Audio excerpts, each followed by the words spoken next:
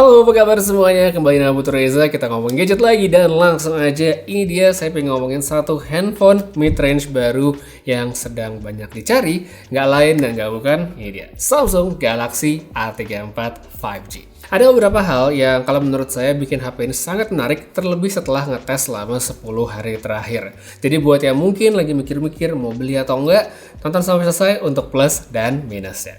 Kalau kita sedikit throwback ke tahun lalu, ketika Samsung Galaxy A53 ternyata tidak sesuai ekspektasi, disitulah Galaxy A33 ternyata muncul menjadi satu opsi yang sangat menarik, bahkan menurut saya layak disebut menjadi salah satu handphone terbaik Samsung di tahun 2022, versi saya.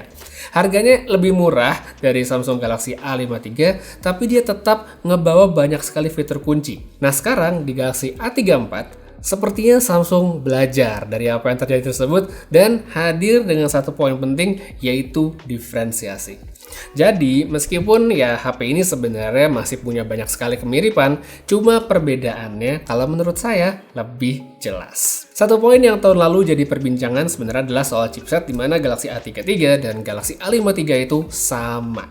Nah sekarang di Galaxy A34 dibedain karena HP ini menggunakan Dimensity 1080, sebuah chipset mid-range dengan fabrikasi 6 nanometer dan punya 8 core.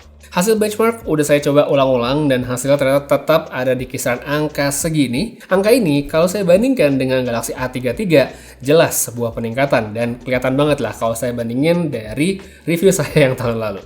Berasa nggak sih dalam pemakaian sehari-hari? Kalau buat saya sebenarnya berasa meskipun emang nggak semuanya signifikan. Untuk aktivitas yang sehari-hari ya, kalau misal kayak saya buka media sosial, mungkin multitasking split screen, picture sambil nonton, kayak nonton bola sambil twitteran gitu. Ya pokoknya sih menurut saya di situ Galaxy A34 lebih responsif dan cepat. Ya sederhananya untuk kebanyakan orang harusnya sudah lebih dari cukup banget. Main game kalau menurut saya juga enak meskipun ya masih tentu bukan yang paling kenceng, bukan dengan settingan yang paling tinggi. Ya bisa-bisa aja lah pokoknya kalau di situ. Contoh kalau misal main gamenya sebatas ya Mobile Legends atau kayak saya main Marvel Snap sama sekarang lagi main Angry Birds iseng-iseng, ya itu sebenarnya sama sekali gak ada kendala. Pokoknya kata kuncinya sebenarnya sama kayak kebanyakan handphone mid-range di kelas harga segini, yaitu settingnya dikondisikan aja dan ekspektasinya diturunin. Habis itu buat baterai, kapasitasnya di sini 5000 mAh dengan charging 25 watt. Nggak ada yang berubah. Dari segi daya tahan pemakaian, Galaxy A34 5G ini kalau menurut saya sebenarnya cukup aja ya. Nggak jelek, tapi dia nggak spektakuler ya untuk jadi pemakaian saya sehari-hari. Jadi di sini saya bisa dapat screen on time di kisaran 6 sampai hampir 7 jam dan di mana itu 2 sampai 3 jamnya dipakai untuk main game. Kalau buat orang yang nggak main game mungkin bisa lebih awet, tapi ya itu dia, tiap orang pasti bisa beda-beda, cuma ya itu sedikit gambaran dari pemakaian saya. Kemudian sedikit juga buat software, karena ini penting banget kalau kita ngomongin handphone Samsung. Di sini langsung tanpa perlu kita update, udah menggunakan Android 13, lengkap dengan One UI terbaru sama fitur-fiturnya. Fitur-fitur itu antara lain kayak remaster picture alias kayak auto edit foto, serta ada object eraser untuk menghilangkan yang mengganggu di background. Selain itu, sama seperti Galaxy A series tahun lalu juga, Galaxy A34 beserta tentunya A54 ini masih akan mendapatkan update OS hingga 4 generasi alias 4 tahun dan juga security patch 5 tahun. Jadi buat yang mungkin pengen pakai handphone dengan masa pakai yang panjang, ya HP ini jelas udah dapat checklist yang bagus. Sekarang kita lanjut ke poin berikutnya lagi, saya pengen ngomongin soal desain sama layar karena di sini juga ada yang berbeda dan pasti ada peningkatan. Oke, dari tampilan handphone ya. Buat yang udah nonton video unboxing mungkin udah pada tahu ya kalau Galaxy A34 mengadopsi desain yang bisa dibilang khas Samsung 2023 banget ya. Karena mulai dari Galaxy A14, A34, A54 bahkan S23 series kecuali yang versi Ultra bentuknya sama semua. Yang ngebedain adalah material sama finishing back covernya aja. Untuk Galaxy A34 sendiri, di sini dia pakai material polikarbonat dengan finishing matte ala Galaxy S23. Sebutannya kalau di website itu adalah glass stick ya. Jadi ya overall kalau menurut saya udah kelihatan cukup premium. Dan untuk yang warna ungu ya, terkhusus yang kayak saya pakai sekarang, ini kelihatan sangat menarik ya, ungunya ungu banget. Jadi buat yang suka warna ungu mungkin bakal tertarik sama HP ini. Untuk ukuran HP ini sendiri sebenarnya saya bisa bilang bukan handphone yang kecil lah. Jadi kalau mungkin sekarang kalian lagi cari HP yang compact, yang ringkes, yang mungkin enak buat dipakai satu tangan dengan nyaman dengan mereka yang punya ukuran tangan kecil, maka saya bisa bilang ini bukan HP yang cocok. Selain itu, ini handphonenya juga nggak bisa dikatakan tipis ya, karena dia masih di atas 8 mm. Sebagai acuan ya, untuk HP dengan baterai 5000 mAh lain, kayak misalnya Oppo Reno 80 5G, itu dia masih di bawah 8 mm. Selain itu, kalau berdasarkan GSM Arena juga, Galaxy A34 sekarang lebih berat, yaitu di 199 gram dibandingkan sebelumnya itu 186 gram. Cuma ya ini lebih dari Samsung, HP ini sudah dilengkapi dengan sertifikasi IP67 untuk ketahanan debu dengan air, jadi misalnya mau dicelup, dibawa berenang, kehujanan bla bla bla, itu nggak masalah. Ya mungkin nggak signifikan bagi sebagian orang, cuma menurut saya tetap ini sebuah nilai tambah tersendiri yang bahkan belum banyak dikasih di mid-range lainnya. Habis itu buat layar A34 juga sedikit beda nih, karena dari segi ukuran dan refresh rate itu nggak sama. Kalau di Galaxy A33 itu kan ukuran 6,4 inci, nah sekarang di Galaxy A34 naik jadi 6,6 inci yang bahkan itu lebih besar dari Galaxy A54 dan setara dengan Galaxy S23 Plus. Panelnya masih menggunakan sumber AMOLED ya pastinya, resolusi Full HD+, dan untuk refresh rate ini juga meningkat dari yang sebelumnya 90Hz sekarang jadi 120Hz. Jadi baik itu Galaxy A34 maupun A54 refresh rate-nya sama semua di 120Hz. Kalau untuk secara visual ya layarnya udah pasti oke, enak banget buat dipakai nonton, cukup responsif juga pasti pakai main game, visibilitas outdoor dan segala macamnya. Pokoknya apa yang dicari di sebuah layar handphone yang bagus udah ada di sini.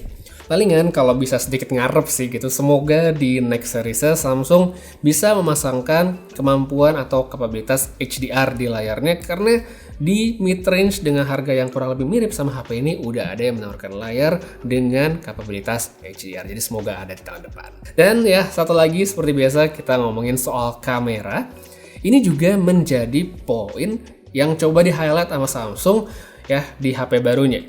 Nilai jual utama udah pasti, OIS di kamera utama yang resolusinya 48 megapiksel.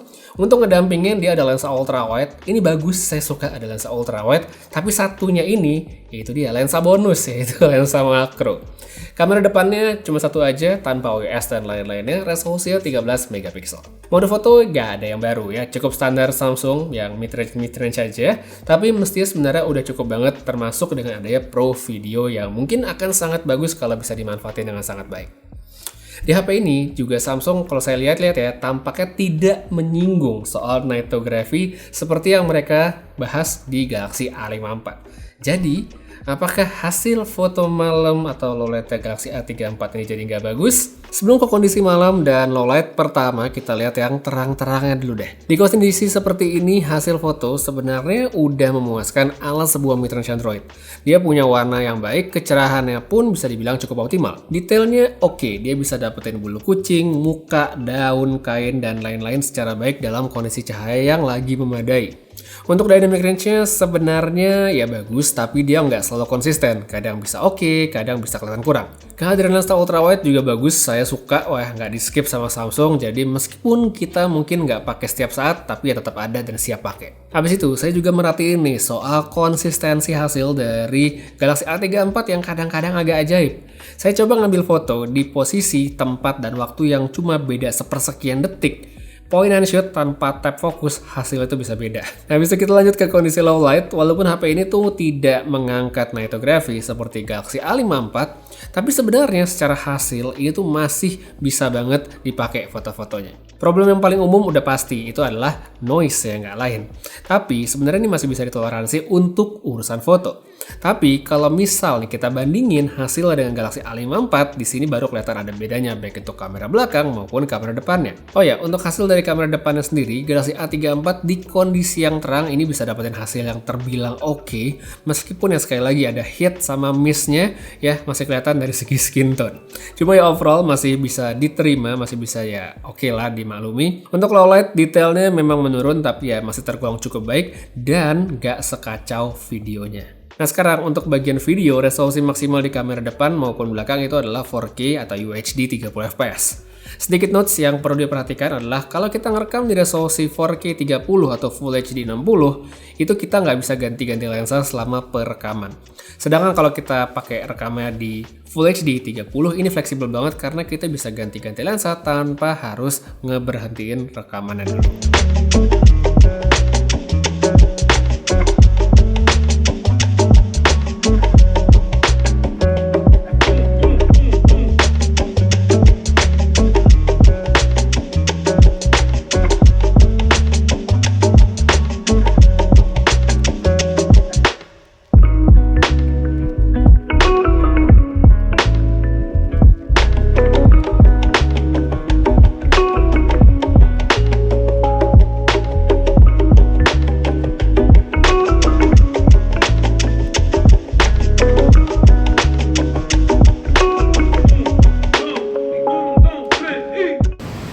yang tadi udah sampel dari kamera belakangnya Galaxy A34 di siang hari.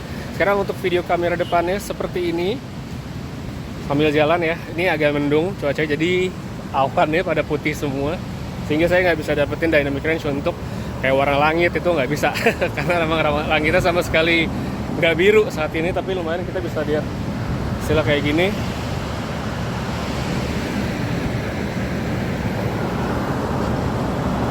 Kurang lebih sebenarnya hasilnya udah oke, cuma karena mungkin nggak bisa liatin dynamic range-nya, jadinya ya nggak kelihatan hasilnya. Tapi untuk sementara silakan dinilai sendiri oke atau enggaknya. Habis ini kita pindah ke kondisi low light. Ya, oke, sekarang kita ke kondisi low light dalam ruangan untuk tes video kameranya Galaxy A34 5G.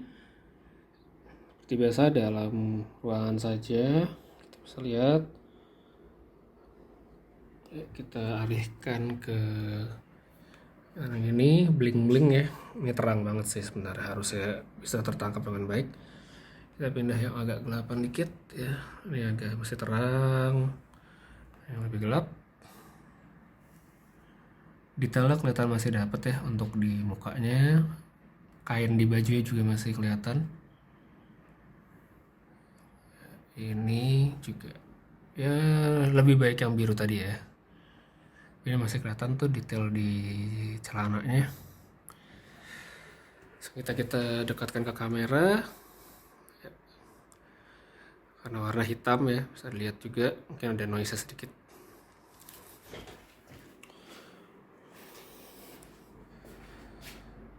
Oke,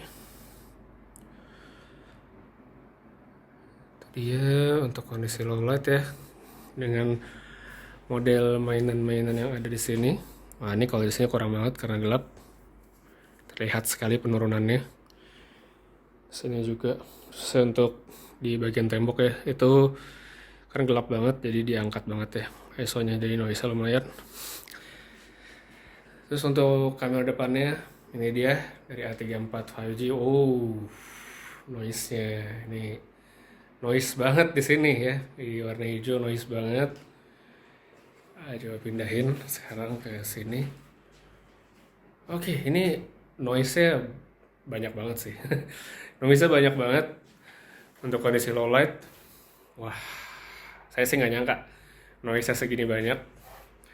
Jadi ya menurut kalian masih oke, masih bisa diterima atau enggak? Silahkan tulis pada kolom komentar di bawah. Oke, jadi sekalian aja karena saya yakin pada penasaran juga gimana kalau di compare. Jadi ya udah langsung aja, ini dia perbandingannya untuk Galaxy A34 dan Galaxy A54 5G di kondisi yang sama. Untuk pengambilan video low light menggunakan kamera depan, hasilnya bagaikan langit dan bumi. Yang satu noise-nya parah banget ya, bisa dilihat nih A34, wah parah banget noise-nya. A54 lebih bersih, oke banget. Kita pindah. Ya terang sih terangan A34 ya, karena dia noise-nya naik banget nih, di-push banget. Sedangkan A54 ya mungkin muka saya nggak seputih di A34, tapi jauh lebih bersih videonya, jauh banget. Jadi ya dengan selisih harga yang ada, kalau kamu mencari kualitas video ya pilih Galaxy A54 aja. Walaupun lebih mahal, tapi memang hasilnya lebih bagus. So, untuk kesimpulannya, Samsung Galaxy A34 5G emang hadir dengan menawarkan banyak sekali hal baru. Beberapa poin jelas lebih baik dari versi sebelumnya, tapi ada sebagian yang kalau menurut saya mungkin akan jadi kurang cocok bagi sebagian orang. Yang bagus udah pasti, layarnya meningkat secara spesifikasi, desainnya juga cakep, chipsetnya lebih kenceng, serta tentu masih ada update software yang begitu panjang hingga 5 tahun. Untuk security patch itu bagus banget, apalagi untuk sebuah mid-range. Untuk baterai, kalau buat saya juga ya oke aja, sedangkan untuk handphonenya yang sekarang menjadi lebih besar, lebih berat dan tebal, mungkin akan menjadi konsiderasi bagi sebagian orang. Intinya, dari HP ini yang saya lihat adalah Samsung pengen banget memisahkan antara Galaxy A34 dengan Galaxy A54. Dari segi tampilan, dari segi desain, material udah beda, chipset yang nggak sama, kameranya juga demikian. Tetap menurut saya highly recommended buat yang ingin punya handphone Samsung di budget 4 jutaan, mepet 5 juta. Apalagi kan sebentar lagi kita masuk ke masa-masa THR ya, pasti banyak yang happy dan banyak promo menjelang lebaran yang mungkin di situ kita bisa dapetin harga serta value yang lebih menarik. So kalau kalian berminat langsung aja cek link yang saya taruh pada kolom deskripsi di bawah, entah untuk detail atau langsung ke link pembeliannya. Untuk sekarang kayak sekian dulu review saya tentang Galaxy A34 5G. Makasih banyak nonton sampai habis. Jangan lupa subscribe karena nanti bakal ada review buat saudaranya yaitu Galaxy A54. Jadi ya pantengin terus supaya nggak ketinggalan. Putra saya pamit, sampai ketemu lagi di video berikutnya dan seperti biasa, have a nice day.